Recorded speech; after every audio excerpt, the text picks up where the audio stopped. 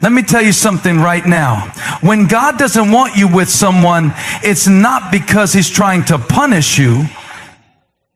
It's because He's trying to protect you. You're praying for clarity, but God's been showing you signs all along. There's a difference between facing challenges in a relationship and constantly feeling unsettled by it. When God doesn't want you with someone, one of the first signs you'll experience is the absence of peace. And in its place, a constant state of confusion. Now, we all know that no relationship is perfect. People mess up, we misunderstand each other, and life gets messy. But what I'm talking about isn't a moment of tension here and there. I'm talking about a chronic disturbance in your spirit. You find yourself second-guessing everything, every conversation, every text, every silence. You're in a relationship, but instead of it being a place of strength and safety, it becomes a source of anxiety. You feel like you're always walking on eggshells, hoping things won't blow up, hoping today will be better, hoping this time it'll feel right. That kind of unrest, that's not love. That's not God's design. Peace isn't the absence of problems. Peace is the presence of God in the middle of those problems. But when you're constantly feeling disoriented, unsettled, emotionally drained, or spiritually dry, it's worth asking, is God really in this? The Bible says in 1 Corinthians 14:33, "For God is not the author of confusion, but of peace." If confusion has become the recurring theme of your relationship, you need to stop blaming your own emotions and start discerning the source. Sometimes what we call miscommunication is really just a misalignment of spirits. Sometimes what we call bad timing is really just God withholding His peace. And let's talk about that inner conflict for a moment. Because no one else sees it, but you feel it. You've prayed about the relationship, but every time you try to move forward, you feel resistance. Not from the other person, but from within. There's a tug of war happening in your spirit. One part of you wants to make it work, and the other part is screaming, this doesn't feel right. You're constantly overthinking, constantly reevaluating, constantly trying to convince yourself that it's just a rough patch. But that rough patch has lasted longer than some people's entire relationships. God will not give you a relationship that consistently pulls you into emotional instability. That's not how He operates. When something is from God, there is confirmation. When it's not, there is confusion. That confusion can show up in different ways. You might notice your spiritual life declining. You used to pray with boldness, but now you hesitate. You used to feel joy, now it's replaced with stress. You used to be confident in who you are, but now you're questioning your worth. You start apologizing for things you didn't do, making excuses for red flags, ignoring the advice of people who love you, and worst of all, ignoring the voice of God. And then there's the mental fatigue. You're tired, but not the kind of tired a nap can fix. You're soul tired. Because being in the wrong relationship drains more than just your time, it drains your spirit. You spend more time trying to figure out what's wrong than actually enjoying what's right. Peace becomes a memory instead of a present reality. Here's something you might not want to hear but need to. Peace is a fruit of the Spirit. Confusion is not. If a relationship is producing more chaos than clarity, that's not God, That's your cue, and you can't manufacture peace where God hasn't placed it. Many times, we stay in relationships hoping time will change things. We think that if we're patient enough, understanding enough, forgiving enough, things will settle down. But you can't build a peaceful future on a foundation of spiritual confusion. You're not supposed to feel like you're losing yourself just to keep the relationship going.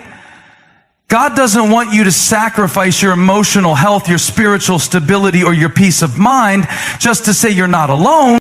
This isn't about blaming the other person. They might be a good person. They might even love God. But that doesn't mean they're your person. The presence of confusion isn't necessarily because they're toxic. It might just mean that your spirits aren't aligned. God's timing, God's purpose, and God's design for your life may simply not match up with theirs. When you try to force what God is not blessing, confusion becomes inevitable. You start feeling distant from God, not because He walked away from you, but because you've been clinging to something He never intended for you. And no matter how much you pray, no matter how much effort you pour into it, you can't produce peace in a place where God hasn't planted it. When God doesn't want you with someone, one of the most telling signs you'll see is a pattern of closed doors. And not just one or two isolated situations. I'm talking about a series of interruptions, misalignments, and roadblocks that keep repeating themselves no matter how much effort you put into the relationship. You try to move forward, but something always gets in the way. You try to plan a future, but nothing ever seems to stick. It's like trying to build on shifting sand. The ground just won't hold. There are moments when you pray, God, if this relationship is not for me, give me a sign. And then boom, the conversation goes sideways, the connection gets cold, plans fall through. But instead of recognizing the pattern, many of us interpret it as a challenge. We take a closed door as something to fight through instead of something to discern. And that's where we start to miss what God is doing. See, when doors are consistently closing, God might be using those very moments to protect you from a path that leads to more pain.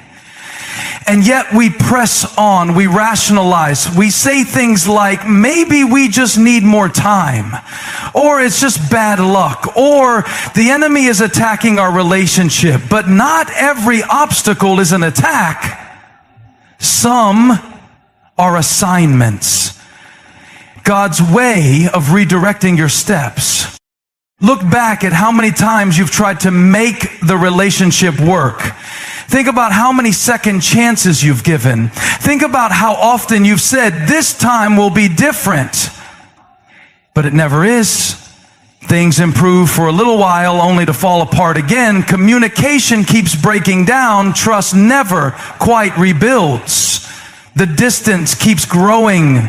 You go in circles hoping each time it's the last. That cycle, that's a closed door on repeat. Closed doors come in all kinds of forms. Sometimes it's literal. They ghost you. They stop showing up. They withdraw emotionally or physically. Other times it's more subtle. Opportunities that would bring you closer somehow vanish. Your attempts at resolving conflict only create more confusion. You keep trying to align your schedules, your goals, your values, but something's always off. It's not just bad timing, it's divine intervention. God speaks through circumstances. He can use friction, delays, disruptions, and distance to get your attention.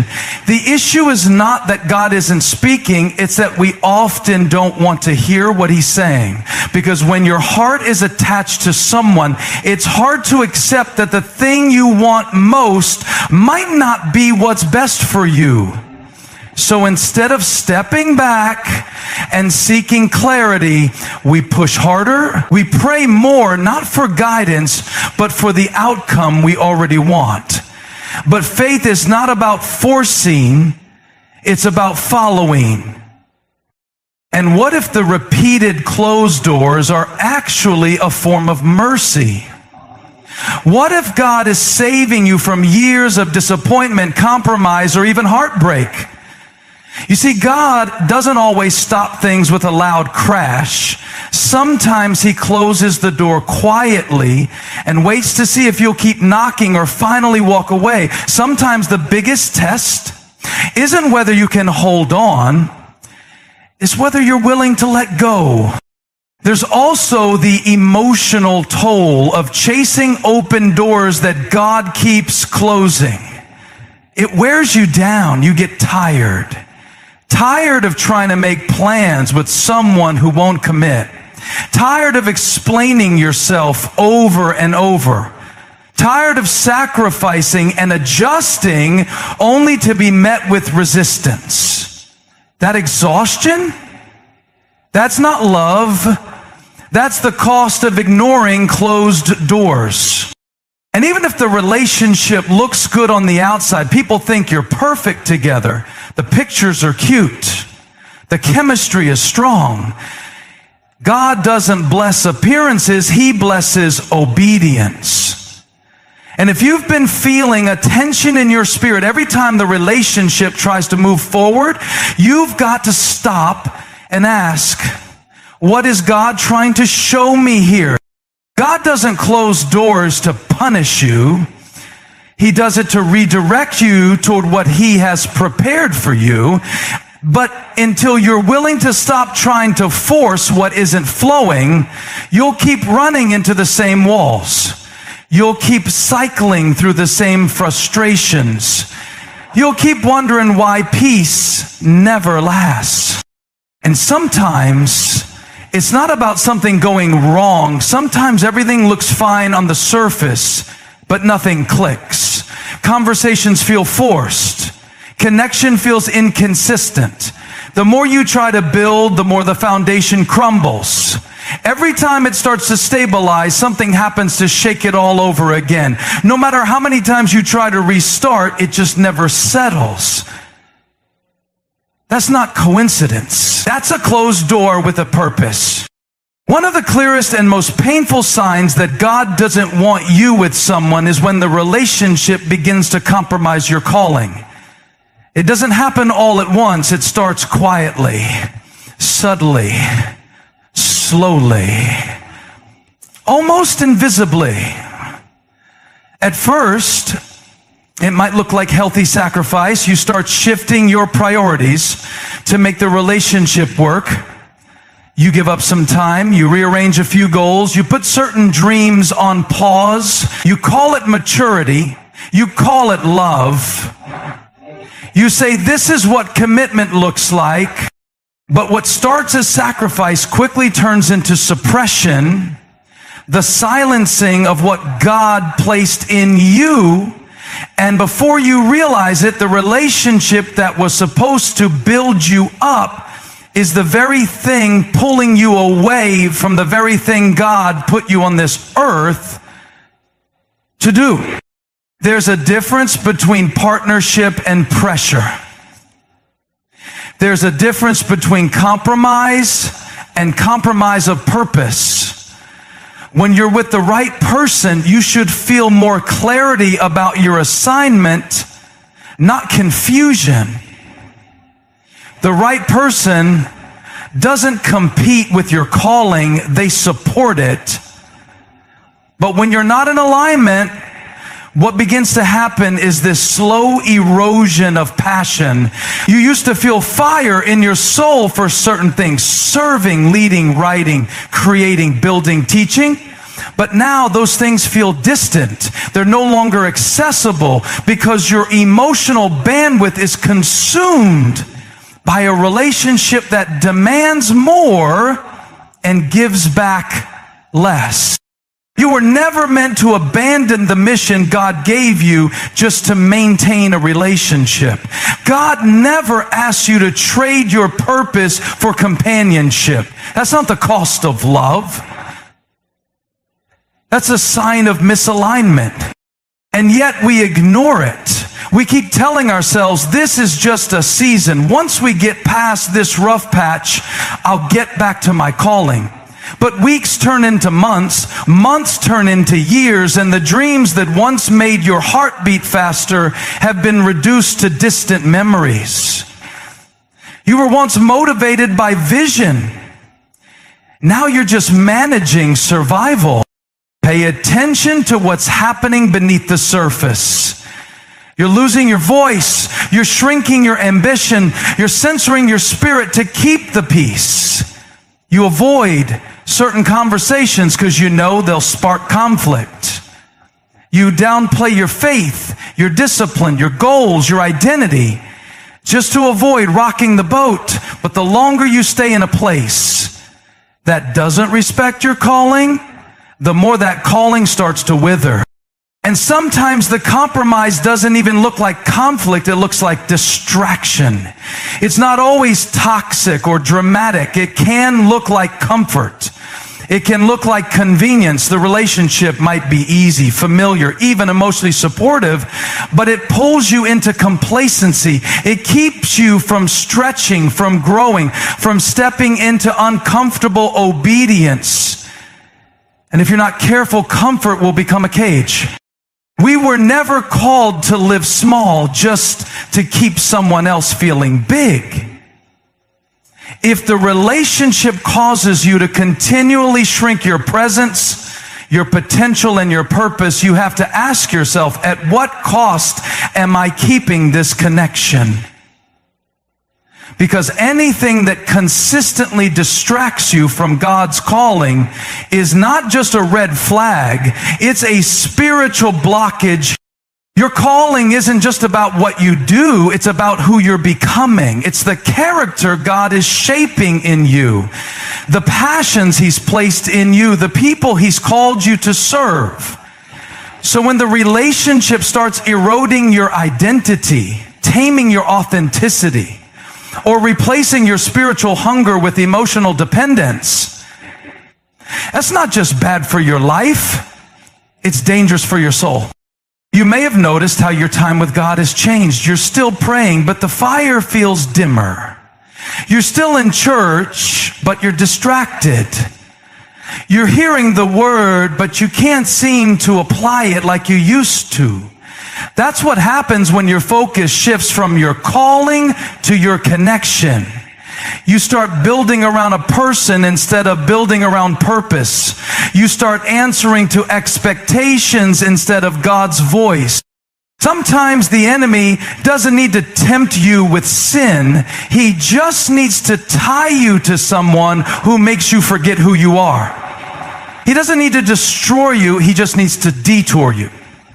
And if the enemy can't kill your calling, he'll try to starve it slowly, silently, through relationship dynamics that seem innocent but are spiritually suffocating. When you spend more time explaining why your calling matters to someone than walking in that calling, that's not partnership. That's resistance. And God doesn't bless resistance. He blesses alignment. He blesses surrender.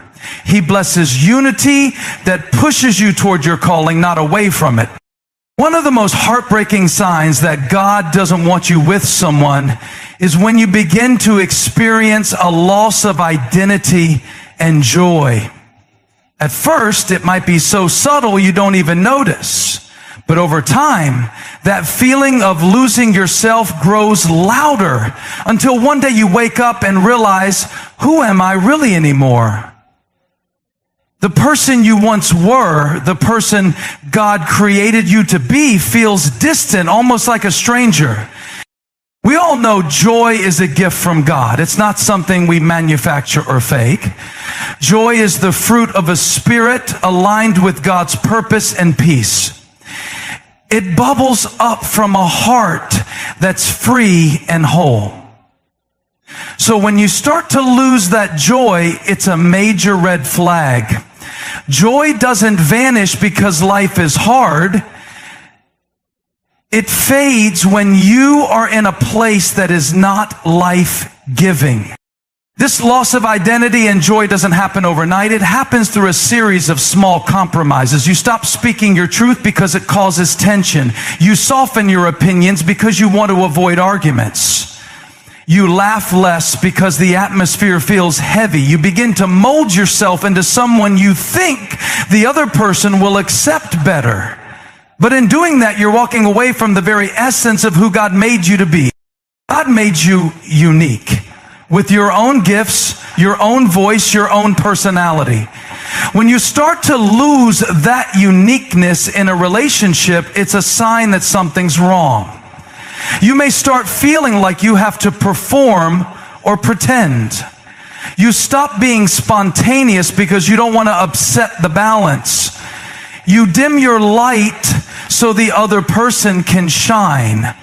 And every time you dim your light, you step further away from your identity. Joy is deeply connected to identity. When you are living authentically, when you are embracing who God created you to be, joy flows naturally.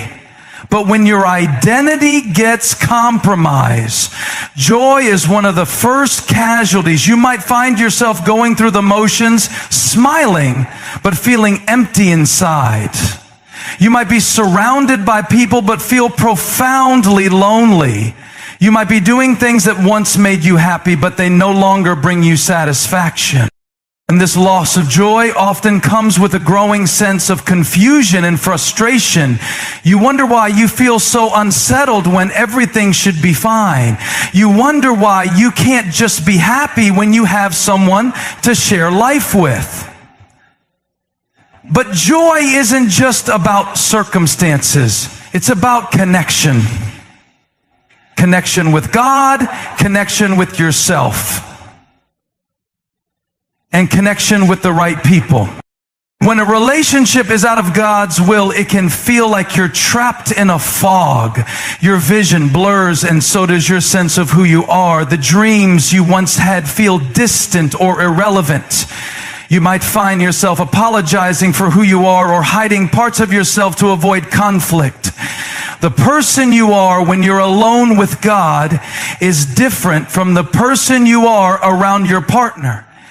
And that disconnect is dangerous. It's also important to recognize that loss of identity and joy can sometimes manifest as emotional numbness. You stop caring as much. You stop dreaming as big. You stop hoping. You settle for less because the fight to keep your true self alive feels too exhausting. But God created you for more than survival. He created you for abundant life. You may notice subtle changes in your behavior and feelings. The excitement you once had for future plans fades. Your heart feels heavier. Your laughter is less frequent. And your spirit feels weighed down. You may even begin to question your self-worth, wondering if you are enough, if your dreams are too much, or if your true self is too complicated for this relationship. This loss is painful because it strikes at the core of your soul. It's more than just feeling sad or disappointed. It's a deep ache of disconnection from God's original design for you. The identity God gave you is sacred. It's the foundation for every relationship you have. Without a strong sense of who you are, it's impossible to walk confidently into your calling, your purpose, or even healthy love. When God doesn't want you with someone, He allows you to see the signs through this loss of identity and joy. It's a way of protecting you from settling for a life that isn't truly yours, because at the end of the day, no relationship should require you to lose yourself. No person should dim your light or steal your joy.